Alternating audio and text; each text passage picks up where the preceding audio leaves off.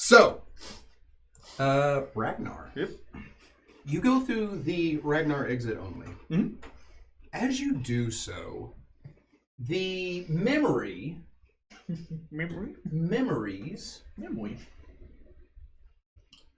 all right, of everything that you were doing, of the dream world, of Ragnar, of the plane of dreams, and so on and so forth, all disappear from you. You are left now with only the fond memory of the day that you were walking along a trail in the Lothario mountain range. It is a beautiful spring day, despite the color of the trees. It's high altitude, it's weird. You have just gone hunting with Drew, your younger brother. You have shown him how to fire a bow, and where you had killed a deer, Drew has a couple of rabbits tied to a string that he keeps over his shoulder. Drew continues to talk, swinging his axe that he himself had made. It's very low quality, but it's good. It's fine. It's as good as the axes you made at his age. He talks, and he's just kind of swinging the axe as he's talking to you. He says, "So, when are you going to take me on a raid, Ragnar?" When you're old enough. He kind of like rolls his eyes. He goes, "You were my age when you went on your first raid." You have to wait for the elders to accept you in, and you know that. "I'm just as strong as they are." And he goes, and I've been working on... No, you're not. "I'm just as strong as the other kids." That, yes. Yeah. He says, "Plus two, I've been,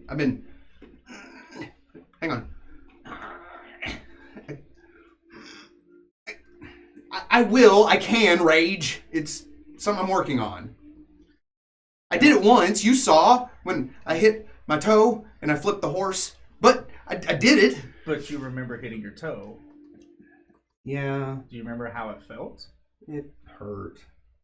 But what did you feel whenever you hit your toe? I was angry. You're not even trying to be angry right now. That's why it's not working. Well, what am I supposed to be angry about? You have to learn to harness it. You and the elders just turn it on, and you're just You act like that's a blessing. I don't know. It's neat. You get so much stronger when you do it. You like turn into a different person. Because sometimes we need to be. Sometimes you have to be someone different in order to get through what you're dealing with. I don't know how to be anybody other than Drew. Well, you'll learn it one day. And when that day comes, you'll understand why it's also a curse, as well as a blessing. Okay, I guess. But for now, let's get back. Okay. We gotta skin this deer and those little rabbits, and then cook it. Roll me a perception check. Oh, it's a 1. I don't see nothing. So you walk ahead of Drew, right? He says, these are perfectly fine. You hear this noise, and he goes quiet. I turn around. You see, as you turn to face Drew, his eyes are wide and he is shaking. He looks down, and sticking out of the meat of his thigh is an arrow. "Ragnar," he says, and suddenly you see bandits begin to file out of the tree line. They look rough, as if they've been on the trail for a few days. The two in the back have arrows aimed at Drew. The two flanking you have swords, and the one directly ahead of you is holding a dagger and grins. He very clearly is the leader. His equipment looks better, looks more expensive. He's just as ragged as they are, but he is walking up to you with an air of confidence. He says, Well, well, if it isn't the fabled barbarians of the Lefarium mountain range. And he says, and a member of the Coil. He says, looking at your arm, he says, that is going to fetch a fine price when I turn it into a boot. You think you can actually take my arm? Oh, I'm going to take your arm, your kill, your equipment, and your head.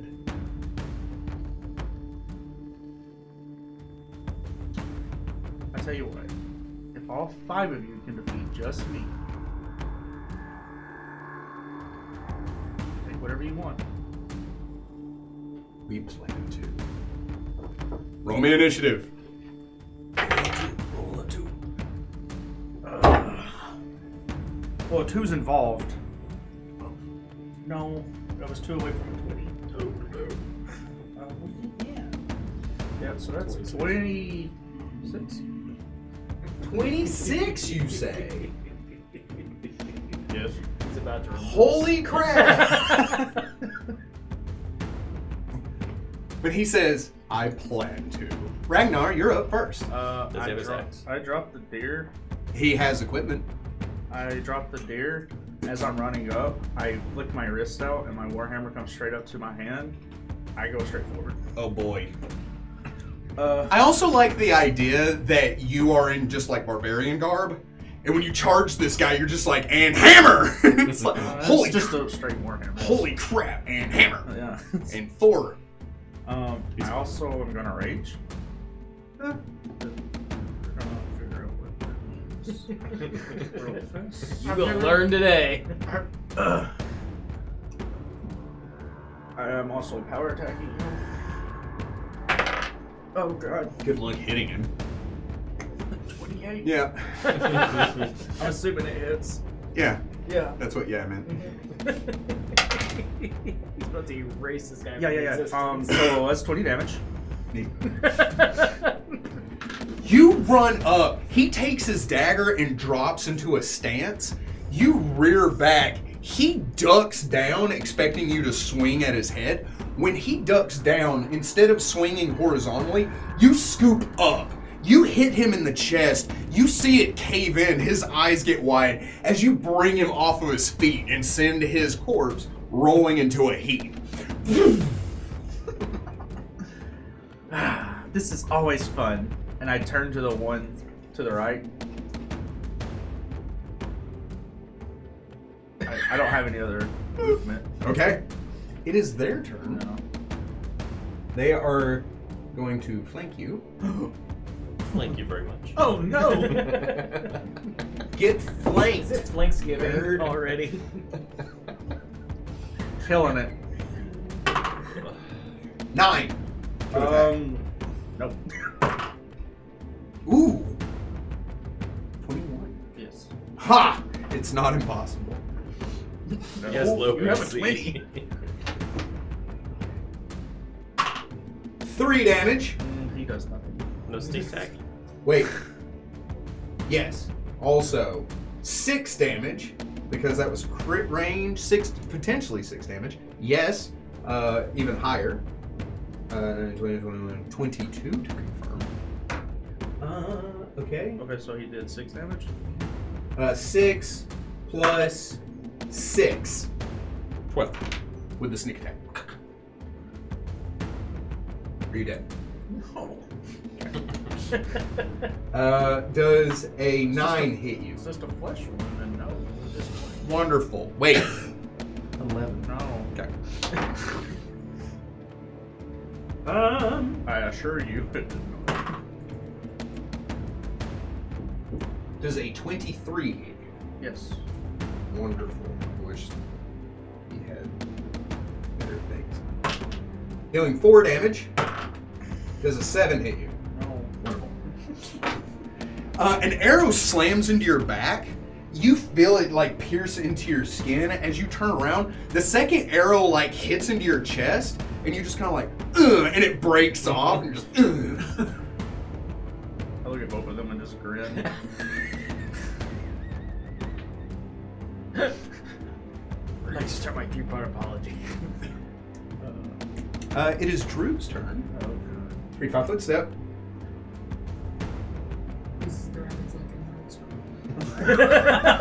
Ties them together for nunchucks. Well, they're already on a string, so technically they're already tied together. I need He swings at the bandit, and just like a reckless, abandoned swing with the axe, the bandit kind of does a half hop backwards and it just whiffs. You see he's struggling to stay standing on that leg. Ragnar, your turn. I'm gonna hit the one on the right. You may. Power attack? My right or your right? My Sure. right. Okay. 30 something. Uh-huh.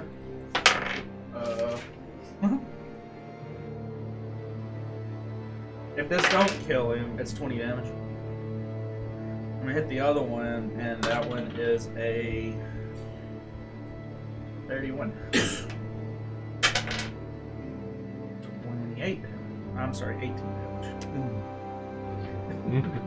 Just like Omni-Man with the mace hitting the fish dude. It makes this sickening crunch noise where his body contorts in ways that you're like, that's not something you can just sleep off in 5e. Just boom! And he spins, rolling on the ground. The other person's like, and you just kind of hit straight down, and you see like the cloud of dust kick up, and you thought you missed him at first. But then you realized he just like became more compact, travel friendly, in a really abusive, in a really like violent way. Was that a 4-round attack? Yes. Can't move. Yeah. It's amazing you know this with the wizard and equals down. Best weapon ever.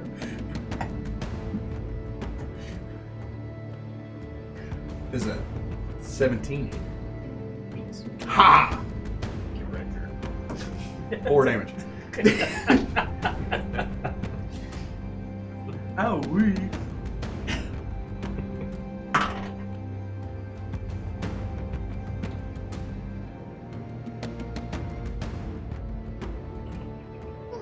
Ooh. Oh. This bandit drops his bow. He draws his knife with quick draw. As he grabs Drew around the neck and goes to grapple him. Ragnar. So did he grapple him or did he try to? He grappled. He grappled him? Yeah. I'm gonna run up to him. You may.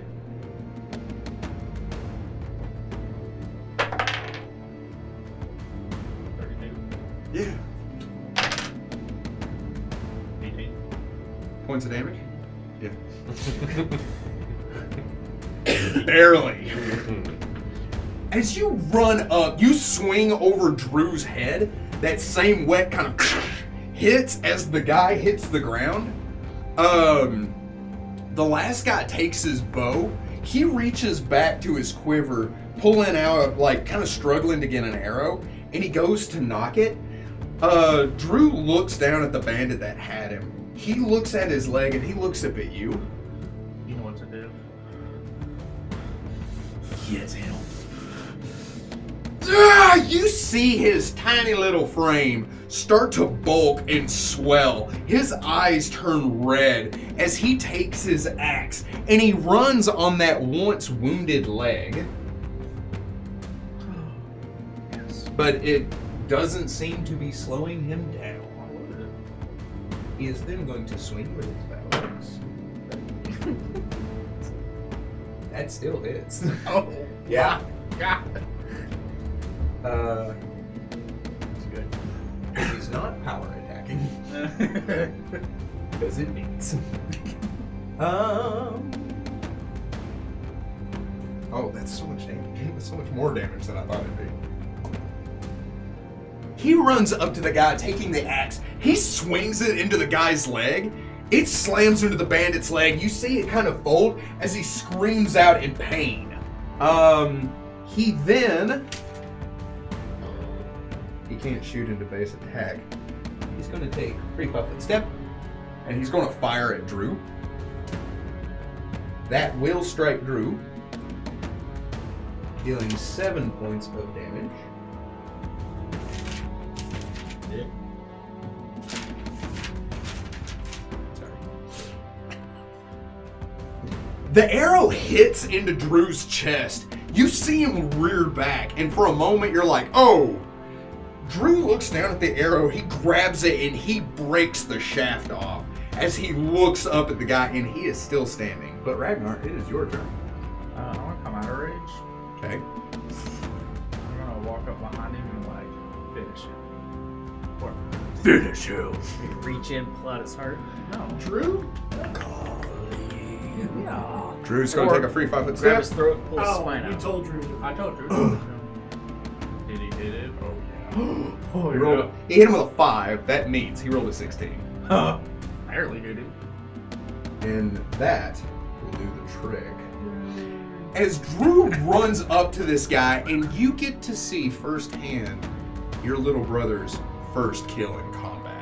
As he takes the axe and he slams it into the guy's chest, the guy holds up the bow to block it, and you see it just cut in half as he takes the blade. He stumbles back. Drew kind of like lets go of it as you see him come out of rage. He looks up at the guy as the guy like makes eye contact with him and falls backwards. I go up beside it. I pull the axe out and hand it to him. With shaky hands, he takes it. He did it. Ragnar, I'm hurt. As he like drops to his knees. You need me to carry you back. Don't laugh, it hurts. You are not dead. No, but my constitution's much lower now. He stands up. How far is it to the village? Just another mile. You know what? I'm good. He uses the handle of his axe. I've got this. Good. You just... I'll be right behind you in case there are more bandits. You gonna get the rabbits? I'm good. I think they're fine where they are. He says without even looking to where they went. He opens his eye and he looks at you. Do you need help? Okay, I'll get the rabbits. Dang rabbits. He picks them up. But you got the deer, right? Good. Yeah, good. If I was going to offer to carry it for you, Ragnar, but no. If you, Oh, you think you've you can got carry it. the deer You know, I instead? think you need to learn to be a man, Ragnar. Oh, this kid has so I much need to to meet learn. I know I'm not going to, but I need to. So you, I make sure he stays on his feet and gets home. he is moving mechanically at half speed. You kind of walk up to him and you're just kind of like gently nudging him as he go. If it's slowing down too much, I will put his arm around me so he can actually move a little faster. For his benefit as well. he gets half a mile before he decides to do that. He gets halfway there and then he's just like, are we almost there? And then you're like, we're halfway there. And he's like, ah. And then he does. Like he doesn't want to, but he do.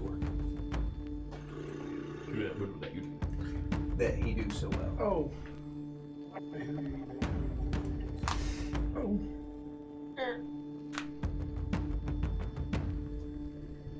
My leg.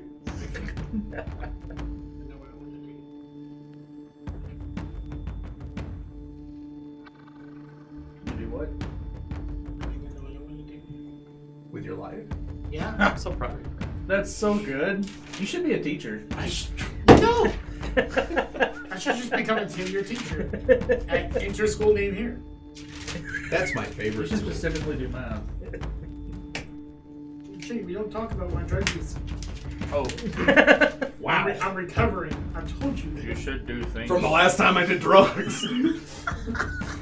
It was a wild ride. Tylenol gets me going. What is happening? Tylenol gets me going. That's a quote. Not a sponsor. I- But probably I should be. I took 3 Tylenol the last time. Extra strength. Oh boy. Yeah, I was partying. Are we good? Yeah, Anyway. we're Oh, Shane. You then see the world around you melt away. Fear and anxiety rush into your chest. Your heart is racing as you make your way into the cavern at Alderheim. You move into this cavern, and behind you, you hear that voice. It's emitting from your little brother, but you know it is not him. Ragnar, why are you running away, Ragnar? Aren't you going to teach me how to fight? You begin moving deeper and deeper into this cavern, and you hear the footsteps of the crowd of people that are following you. You get to the back of this cavern, and you see a woman. She has brown hair, matted. She is pale. She's lean and has tattered clothes. Her feet are muddy and her hands are dirty with broken fingernails. She stands in front of this massive door. You see that there is a small black pool in front of this door, and this energy is pulsing out from around it. You cannot feel it. You cannot feel it or identify it. You are not very well versed in magic. But you do get a foreboding sense, and it is cold. Caves typically have an ambient temperature that they remain at year-round. This is frigid, almost painful to be near this door. You see in the center of this door is what looks to be a shield shape indention. But it's only about this big, like the size of a holy symbol. With this black ooze dripping down, the woman is standing in front of the pool and she looks at you. Her eyes are black with that same ichor running down from her ears, nose, eyes, and mouth. She says, "I'm surprised you got this far. So what are you going to do about it?" Do I know that I'm just there to get rid of whatever the issue is? Yes. Yeah. Everything from your past vision is in this moment. From fighting the villagers that were succumbing to the Black Blood to watching Drew himself succumb to it. I'm going to do what I came here to do. That is get rid of this. I'm gonna charge her. You may. Let me roll. Oh yeah. Oh god. So, rage while charging. You may. Whip out the hammer. Mm-hmm. Smash it. Victory. Yeah. Okay.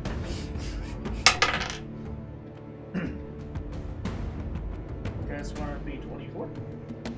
With a 24, you run up, you hit into her. You hear the bones crack and snap as her head turns to one side.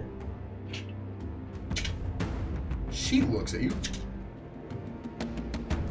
You see her mouth open up, dislocated from the hit. It opens wider than it should. And you see these 4 tendrils reach out to either side. You see this massive worm begin to roll out of her mouth, a black ichor dripping from it. Mechanically, to put it into perspective, it is twice the size of the one Melkworm had. It comes out, hitting the ground, pouring out of an area that is far too small for it as it begins to swell and grow. Her body falls to the ground limp as this creature rises up over you. You see the tendrils shoot out to either side as it roars. Meow. Meow. This will call him Fluffy. Nailed it. Are you gonna adopt it? No. I'm gonna hammer the nail into the coffin. I don't know. I'll figure that part out afterwards. I'm kind of in the middle of something here, guys. Someone in front of me. I don't know what's going on. Nobody does. Oh. Nobody knows what's going on. What's going on? And I said, You sure it's appropriate to do Oh, state of confusion. Yeah, no. It's walk up.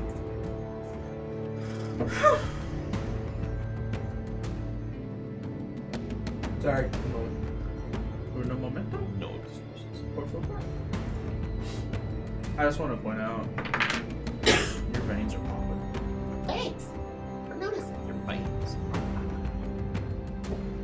You should probably get that checked out. They do that. Why do you keep bringing up bad things?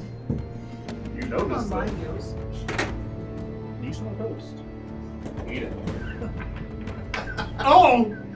Hey, you And might I will want need you to roll for initiative. Holy snaggletooth, you may want to Batman. pay attention to the game to death. Oh, God.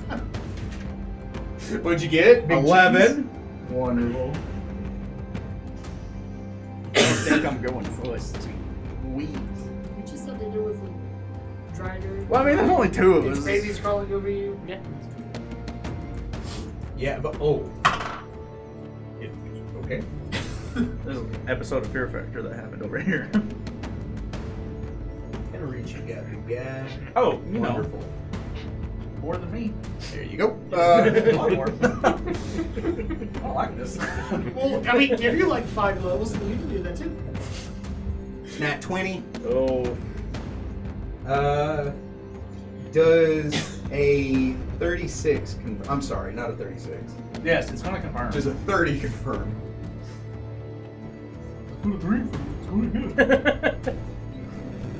18 points of damage for the first hit. These dice don't like Shane. And I appreciate Someone was gonna get spanked tonight. We were just waiting for it. 33. Yeah, it's. Okay. Wow. Yes, it is. 15 points of damage. Oh. 18. You're not reaching you. No. Cool. The tendrils snake out. Wait, it has one. Was that 19? Same number. The tendrils snake out. They slam down on you. 2 of them hit into your shoulder, almost buckling you to the ground, as the other 2 whip down to either side, and you're able to throw out a hand catching one and hit the other one down with a hammer before they snake back up into its mouth. Its head opens into 4 different angles, kind of like the petals of a flower, with a kind of a mouth, a circular mouth full of teeth, and that black ooze rolling down off of it as it raises up.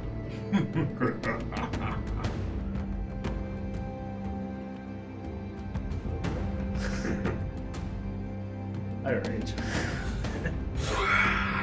I also am gonna activate my ring. Giving me +2. Nice. That'll do it. Bloodborne call. They'd like And their, then I'm gonna go- boss fight back. Please on me. Does it have? Wait, you don't I can do a 10. Oh my god. You're funny. Okay. It does not have combat. Does a 27? Yes.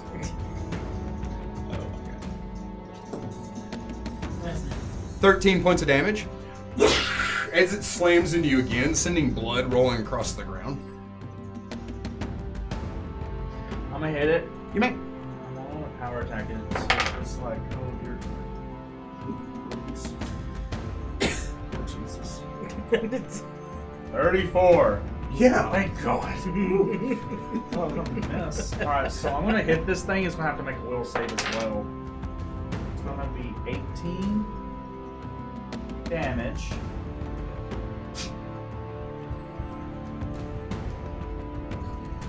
It's not a difference.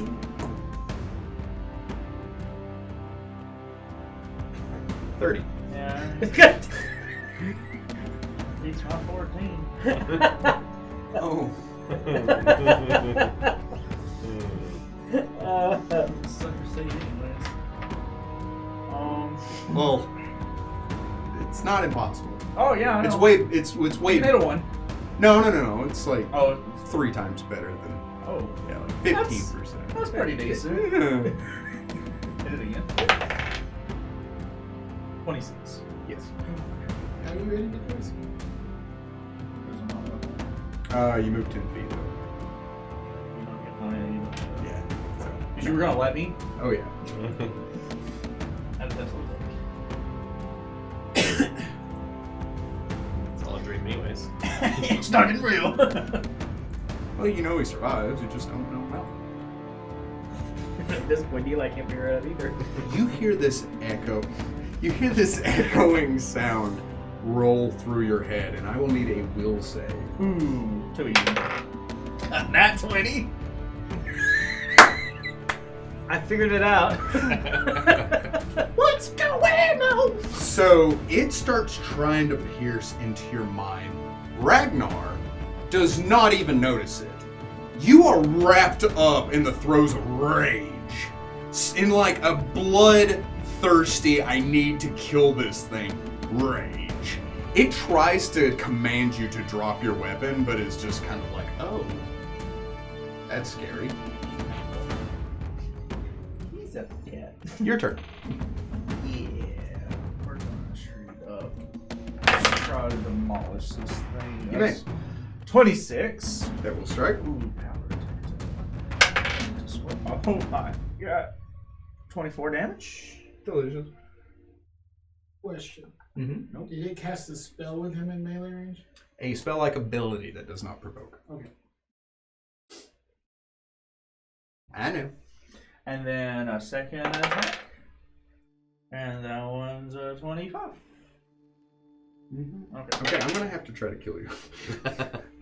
Wait, what were you doing before? 24. I thought it'd be cute, but now it's not. You strike into it again.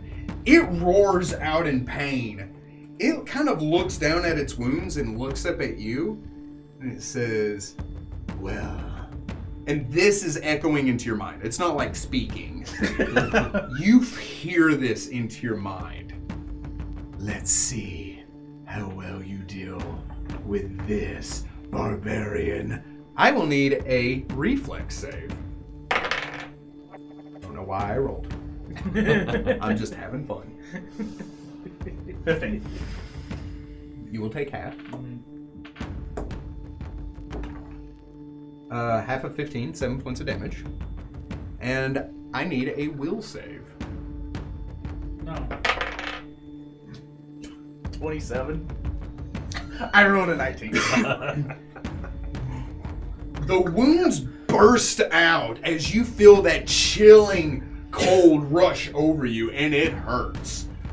You feel that ichor begin to creep up over you.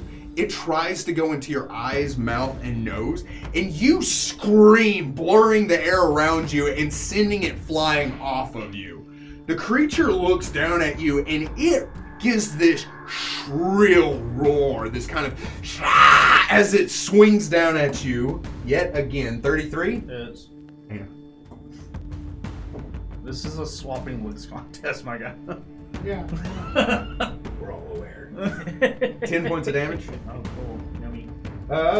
18? No. Nat 20? Yeah.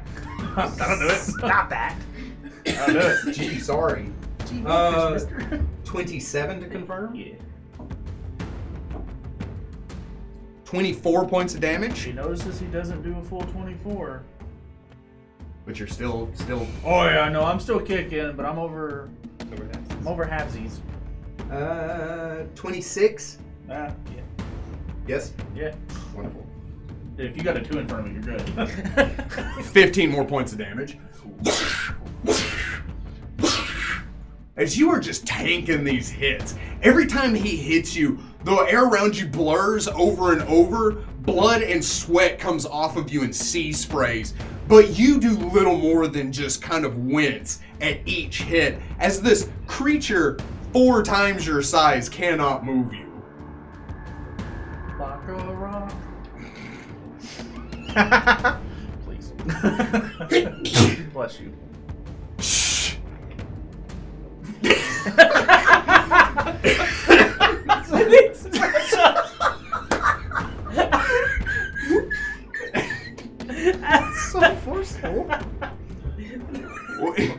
you do? He's still there. You took over my brother, and you're killing all these people. I will stop this here, and then I will power attack him and kill him. 31. The next one, 22. To hit? Yeah. No. Oh, okay. So the one hit, doing 24 damage. Same burst, same as burst. Feels bad. Do I need to roll? Nope, I have a different thing. in mind. Oh, joy. What kind of fresh hell is this? I have one move. Murder. I need a reflex save. Okay, that's the same as the last time, and that is a 26. I know. I rolled well.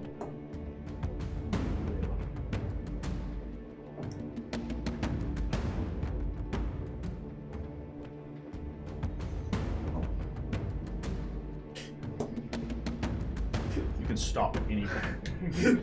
It opens its mouth. You see this chilling blue color roll up through its nearly translucent body, get to its mouth, and you see this flood of green ichor just roll over you as it spews ick just all over you. Did I tell how much damage it did? No. 512. It was 36 points of damage. Halved. That is halved? No, Oh, okay. So half of that. 15, take up the other. Still up. Oh my goodness.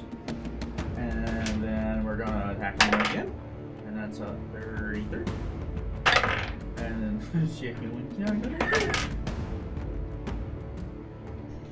that's 20 damage. I need a reflex save. No, it doesn't work when I say that. Almost. That's 16. 16? Yeah, 16. Okay, good, because I was about to be like, no, I said 17. You take 6 points of damage. As its wounds spew that black ichor on you, I need a fortitude save. Hang on, was that 6? Do I need to half that? No, 6 was half. Okay. Yeah. Fortitude, you say? Yes. Made of it, but I don't think a 2 helps me. That's 15. 15? Wonderful. Ooh, no. That ichor floods into your mouth, eyes, and nose. You cough out as the creature looks down at you and grins. You feel your mind begin to cloud as you feel this creature's tendrils kind of reach over and grab you. Your rage begins to subside, and you feel it reach down, the tendrils snaking into your mouth and forcing your jaw open. You see it twist as it pushes down and begins to slide into your throat. This creature 4 times its size, turning you kind of into a new vessel as it begins to take you over. You begin to kind of stumble in place, and the air blurs. And Ragnar is no more. It is Ragnar now. As it snakes into your chest, you feel your heart begin to beat. Your mind begins to blur. And you kind of still in the throes of your rage, feel it trying to take you over as you scream out, and your blind rage keeps it at bay. It cannot really control you, not like it did anyone else. You kind of grab your head as it twists into your mind and you collapse. You wake up and kind of look around and you smell smoke. You turn and you see your village completely burned to the ground. And everyone is dead. You see men, women, children, houses burned, even the cattle and horses are slaughtered.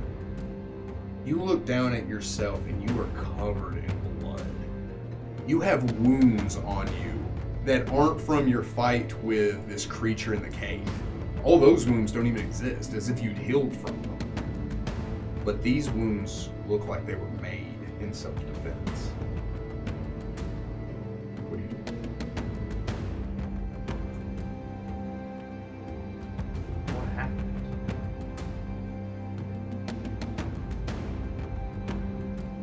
Why did this happen? I look just in disbelief of the village burnt. You see, there are a few structures standing, and one of the exceptions is your house. I run to the house to see if everyone's alright. You run to the house, you grab the door to throw it open, and it comes off of its hinges. You realize that there is a cleave from the corner of the door frame, shattering the wood and cutting the door in half, held on only by the two hinges, as you rip the top half open and then the bottom half to step in. As you do so, you see some stuff. Oh, So much stuff. so what it points. You see Hadar standing there. He is gripping his chest and he is bleeding. The old rugged leader that was with you and Drew in the village. He is looking down at something and he looks up at you as he grabs his axe and he turns to fight, and you realize he is nearly dead. He is in no condition to save himself. What are you doing? Why? Why did you do this? I didn't do this. We carried you out of that village. We nursed your wounds the entire time you were in that coma. And this, you possessed monster! I don't know what's inside you, Ray. I don't know what did this to you. But I'm going to cut it out of you if it's the last thing I do. As he is saying this, you look down at the ground, and behind him, you see the lifeless body of Drew. Who killed him? You did. No. I would not kill my own brother. He tried to stop you. He cried your name. After saving your life, this is how you repaid your own brother. And I blame myself for not being here to cut your head off when you laid in that bed. I blame myself. He coughs as blood stains his white beard.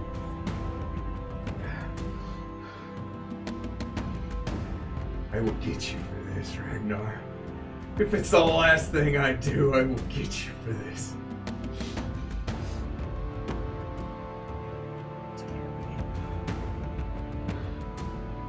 I turn and run, just in disbelief that he would even think that I would do this.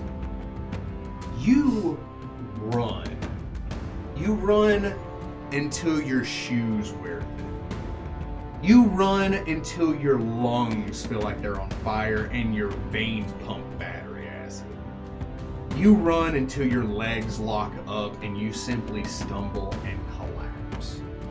You hit the ground, and as you pant and struggle, you hear painful memories. Let's see if we can do something about that. You reach up and grab your head as you feel pain searing through your mind. You then see all of what you just witnessed melt away.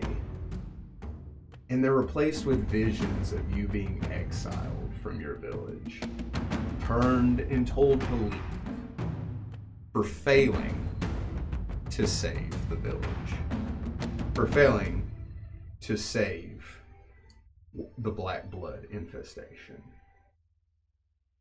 You then immediately calm. You kind of look up and take in your surroundings, and you feel the overwhelming sense to head north. As you calmly stand up and begin to walk.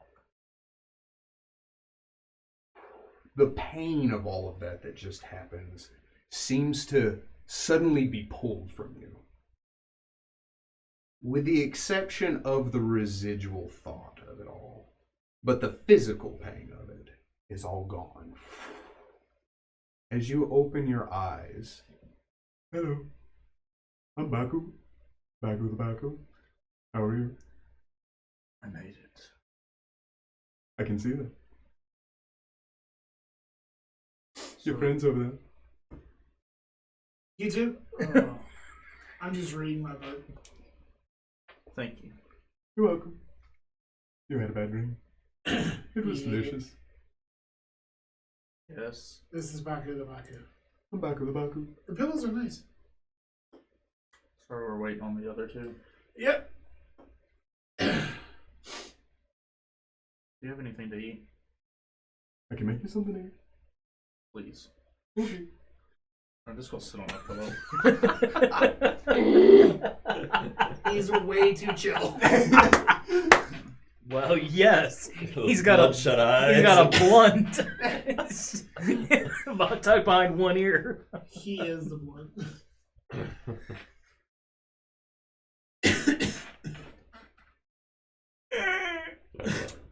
Perry. Oh, boy, night is a night of revelations, isn't it? And I am so sorry, my guy. Yeah, you're fine. Yeah. Okay. So what's that? You Yeah. want to Oh, compare your wait. backstory like that? Oh, what? Perry. No. Indubitably. Internet. Baku. Baku the Baku. What are you talking to me? Your character's got some heavy shit in his back now. I don't fucking know any of it.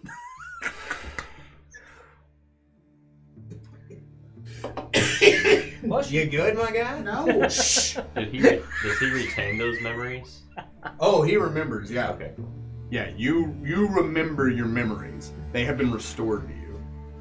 Ooh, What is it that I remember? Everything that just happened. You remember what I have described. You don't know what happened from the time you were unconscious. So everything that was to- stated just now, I do remember those. Yes. So I know that he had done you're a something. monster. Does he also get some benefit? Oh, yeah! My bad. I wasn't gonna bring it up because I didn't know. Yes. My bad. With this unlocked in your mind, you feel as if your rage is the only thing that saved you from complete domination of this creature. As if, instead of it conforming you, you conformed it. It became a creature of rage because of you. And so, with everything that just happened and your realization and that memory unlocked, you are now given true rage.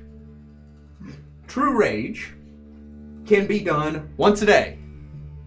What it does is you have complete control over yourself in the true rage form. It is not Ragnar. It is Ragnar in full control. Your bonuses to strength and constitution are doubled. Normal rage bonuses, whatever they are now doubled without doubling the negatives. Standard negatives, doubled benefits. Oh god. Yes. And with this, you cannot be knocked unconscious. You will continue to fight until you are knocked below your constitution score.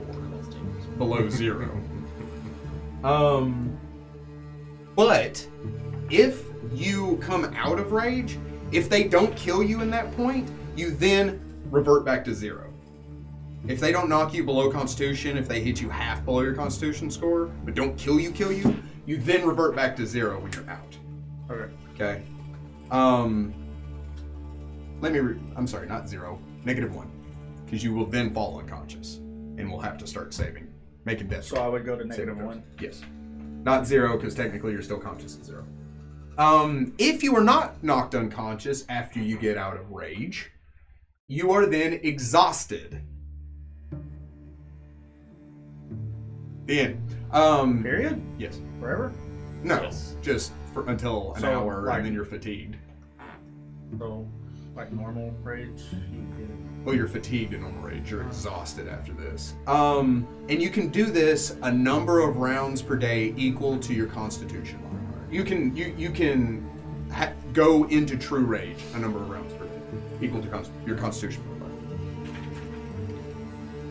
before you rage.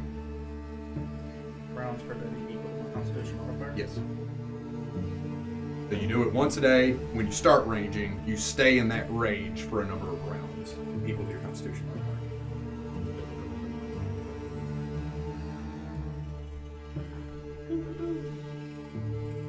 So I don't have to make a choice of what I wanted. What to choose, what to choose. Murder? More murder. Even more murder. Mortar? Okay, so I just want to clarify with this. So I can only use it, say, 4 times. Mhm. 4 rounds. After 4 rounds, I would just be exhausted afterwards? Yes. You come out of the rage and you're exhausted. Am I able to switch from rage to true rage at any time, or no? Yes. Okay. Yeah. I just wanted to make sure. Yeah, so if you're in a rage and it just ain't doing the trick, you can switch to true rage. Or if your rage is getting to the end, you can then get an extra 4 rounds of true rage. Nice. Also, in true rage, you are immune to mind-affecting effects. Oh. That is possibly the most important aspect of true rage. My bad. Parry. Alright. You open your eyes and you look and you realize that you are on the border of the great tree. Not in the material world, in the inner sphere, in the inner plane of the dream world, where you had started above on the paradox. Except you are on the outer rim that looks down at most of it. You can look down and you see the fog way down below you. You see the tree rising up its limbs to either side. And as you just kind of like take that in and look around for a moment, you hear somebody muttering to themselves. You hear this kind of, I know what, I took care of that. What? Hello? You see a figure clutching his head. You come up to his back. He has long, elaborate cloak on, and so you can't make out much besides that. As he continues to mutter to himself, he is semi-transparent. He is the same as Alamon, not a permanent denizen of this world, a spirit and soul whose body is taken over by the black blood. Excuse me.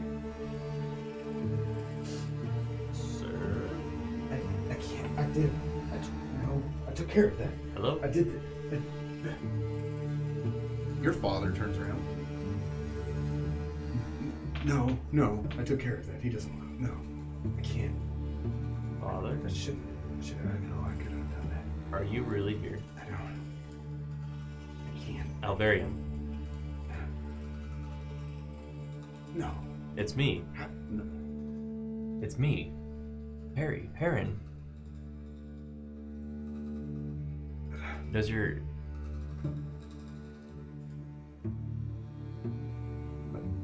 I'm listening. Oh, okay. Sorry. Is your soul actually trapped here? So, my soul. I reach out to like touch him. Your hand passes through him. I don't think he understands you, Zafir. You hear behind you. When you turn around, do you turn around? I do. You see Ayla standing there. Standing nearly 6.5 feet tall, a towering woman. She has the same bindings around her chest, her hair in a high ponytail, the two kukri at her side, and the long flowing silk pants that are popular in East Asia or in the Middle East that I learned today were called a chawar. Her skin is that very light blue, and she has the same markings that are identical to yours. She has piercing blue eyes and white hair as she looks down at you. She smiles. You've grown up so much, she says. Is she translucent? She looks solid. She looks real. I'm like shaking and I go out to touch her. She extends her hand and allows you to touch her. Are you actually here? You see a tear kind of come up to her eye. She says, the funny thing is, I always have been. I know this is a lot. I know this is a lot to take. She says, we can sit and talk if you like. Yes. And I open my pack.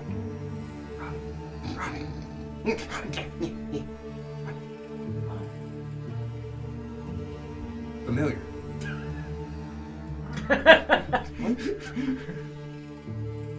What? I'm your familiar. Yeah, come He falls back. Dead thing. Can't handle the surprise. I'm sure you have questions. I do. She says, before we do talk about anything, I want you to know that everything your father did was for the best, was for what he thought was best for the material plane. He was incapable of feeling anything because he gave that up to seal the door. Yeah, that's what Alon said. Your father loved you, and everything he did that day, he did for you. That is one thing that, despite all our travels, the thought of having to reseal the doors, those sacrifices are going to have to be made again. So I'm starting to understand why he did what he did.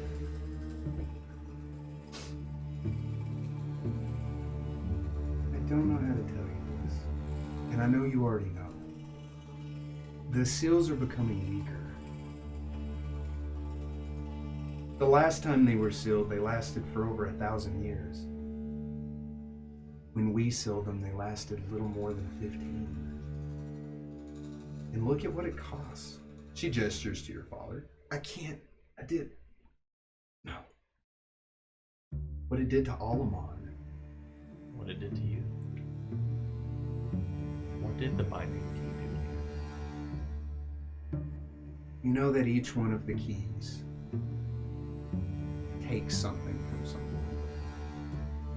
So when we gave up ourselves, when we took the keys, bound ourselves to them, and used them to shut the door, she said, it took Dinrook's soul.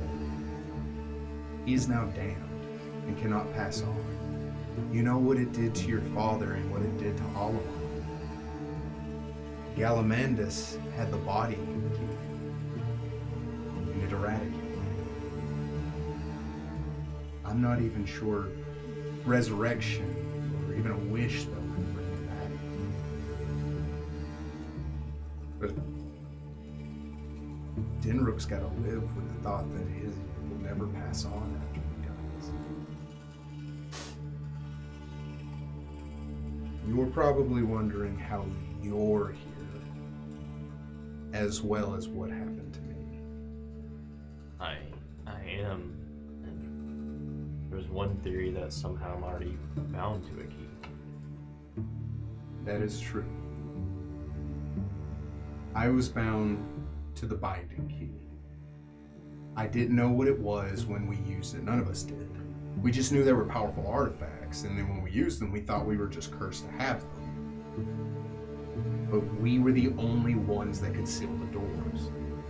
If we could go back, maybe we wouldn't have, or at the very least, decide differently who had what key. Dinrook with a soul key wasn't a great idea, but she said, I had the binding key. I was the last one to go. I got to see what everyone else did. And it was your father and Dinrook's responsibility to hide the other keys, because Alamon Gallavandus.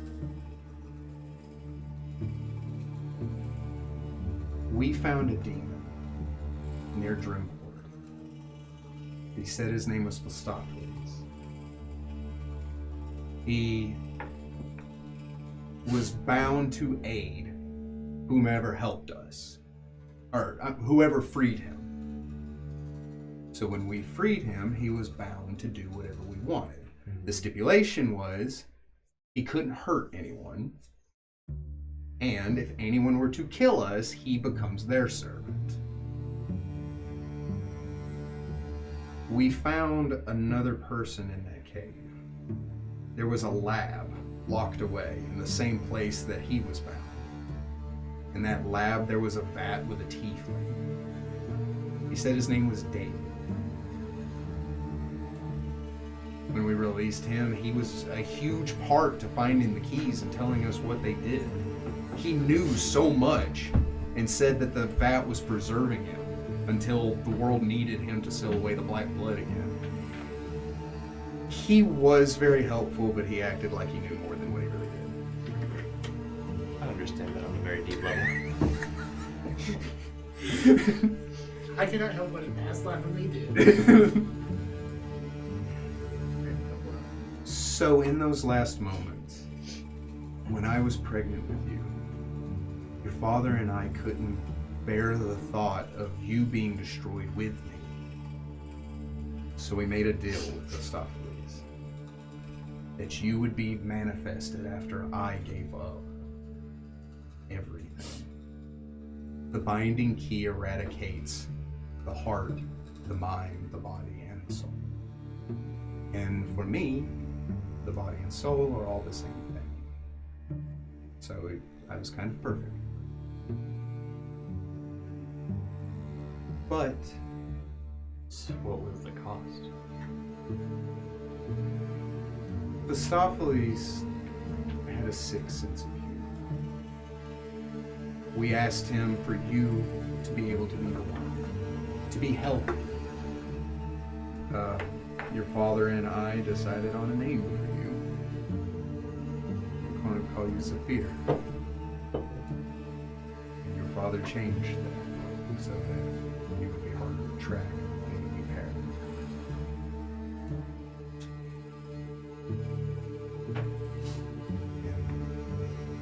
And that, watching you grow up, I'm sorry, I'm getting ahead of myself, she says. When I went to use the key, we asked Phistopheles for you to be manifest, for you to be born after I was gone. One of the stipulations your father added was that you be just like me. He did love you before he even saw you. Phistopheles agreed to this, and in that he bound you to the binding. I'm the only one that can use it. You are already bound. You just have to use it. So it wouldn't destroy me? If you were to shut the door, it will destroy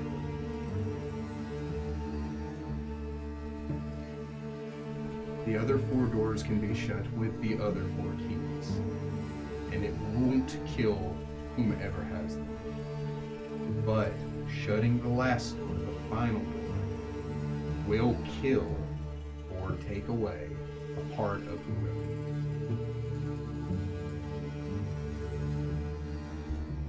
But when Christophilus sealed the key to you, because I was bound to it as well, a part of me became bound to you.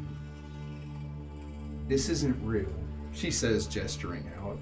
I know it looks real, but this is also a dream. Your father, however, that is real. He is here. So there is a chance that he could be brought back. If his, Not fully, but to at least what he was. if his body was cured, yes. This, she gestures to him, will be abstracted from the dream world and restored to his body. And how have you watched me grow? I'm a part of your consciousness, part of who you are literally as a person. I have seen everything you have gone through, everything you've done. Those awkward stages. She smiles. She says, mortals have awkward stages, and your father was a wonderful demonstration of that. I promise you, you haven't done anything that I haven't already seen. Whoa.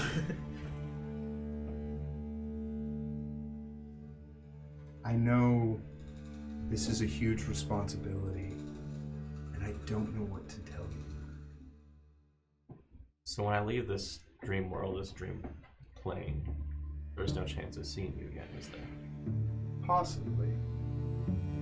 If someone can, if Alamon even, can send you back into a dream state, I can speak to you there. But through mundane means of sleep and dreaming, no.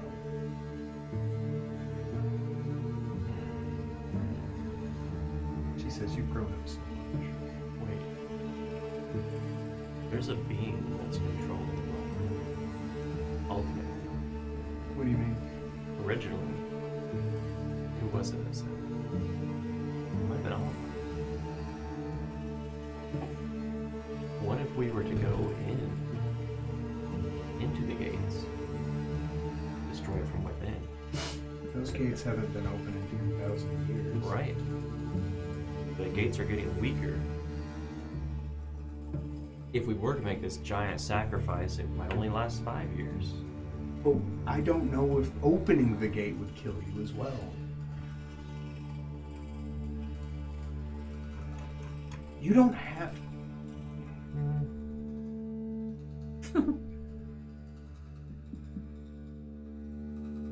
The black blood threatens the material world.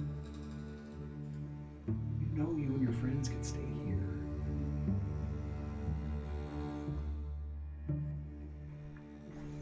You know we can. What about this Philistopheles? What if we were tracking him down? Last I saw, he was bound back where we found him. Your father made sure of that. It was the last command he gave him. Wait, where was that? In a cave near Trimport. Under Trembler. Yes. Under the grave? Well, it was under Blackberry Farms. The demonic sigil teleported you to the lab. He says, I know you've seen Yeah. him. Oh, I've seen Philistopheles. Yes. We didn't know that. I didn't know that, right? She says, I didn't know that. Yeah, no, he was with the Kobold. But he would never. No, we did not know that was. We don't know that's his name. Oh yeah, Correct. that's right. Okay, That's right. that's what I was getting at. Only 2 people here do. Yeah. Okay. she says, Phistopheles, the man in the suit, Oh, the handsome Jack guy. Yes. Okay. I mean, Joe. Joe. You call him Handsome Joe. Handsome Jack's from a different series. She says, apparently he has a new master. Oh. But if something were to happen to that master, then you would have control of him. Interesting thought. So what do I do now? While we're here, we have some things to accomplish. Is that the right path? He says, unfortunately, I'm not sure. I've never been here, and I only know as much as you do about this place. Will you trust Alman? My life. That's good enough. He's odd, but he's trustworthy. He knows more about this plane than any of us ever did. She says, I only know about the plane of air and the material plane.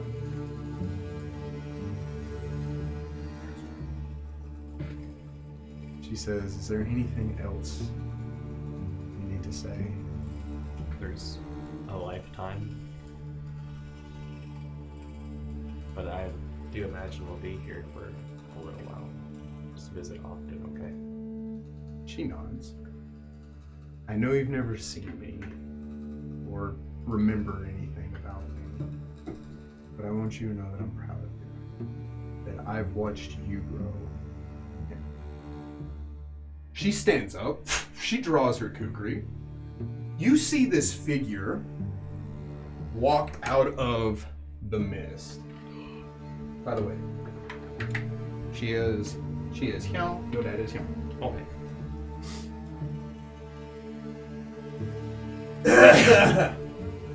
LOL. Let's have to get so emotional when it comes to Barry. Turning up those heartstrings, my dear boy. It's all mechanical. Well, partially. The creature stepping out of the shadow looks like a mixture of ash and shadows. You see pieces of him blowing away in the distance, only to reform. He's vaguely humanoid, just a silhouetted creature as he steps out. He stops, looking up at you, and you see the red mark over his eye. She gets ready, and your father isn't really there. He just continues to pace. As he looks up and he says, "It was more than easy to find you. You were like a beacon in the dark. And you even led me to another prize." Your mother steps in front of you, Mama Bear style. "I remember you," he says to her, "and you'll remember how difficult it was to kill me. But let's see if we can't rectify that." Now, what's left of tonight is one more combat and the recording. Or we can call it here for tonight. We can do that next week. I'm kind of partial to All right. I apologize. No, you're fine. It's You fine. sure? Yes. If there's anyone that would be cool about this, it's him. He's a wonderful person. So, we will pick it up there next time. Thank you very much for joining us, adventurers. Remember that this has been a good day to die. See you then. Toodles. Toodles.